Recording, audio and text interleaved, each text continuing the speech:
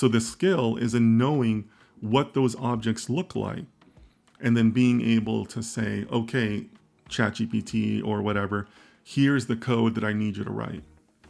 And then the secondary skill is to be able to edit that code because, AI is still making mistakes. I've spent a lot of time in the past 2 weeks on my own personal research with AI tools to write code for me.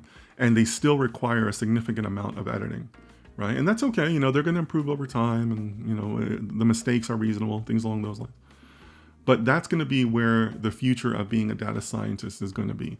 It's not writing the code, it's writing the AI prompts to write the code and then being smart enough to be able to say, yeah, that code looks great, but what I really need is this, this, and this, and then being able to edit on your own. So great question, Rex. If you're already doing that, if you're already kind of exploring using AI to write code for you, I think that's the right track. I think that's where we're all headed. Matthias says, thank you for your answer. Well, great, Matthias. Thanks for being here and thanks for helping answer some of the other community questions. I love that. Al Kathiri says, hi from Oman. Wonderful. Glad to have you here.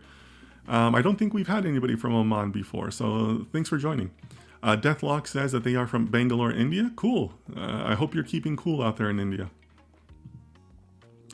Himsteak says, hey, I loved your class. Thank you so much.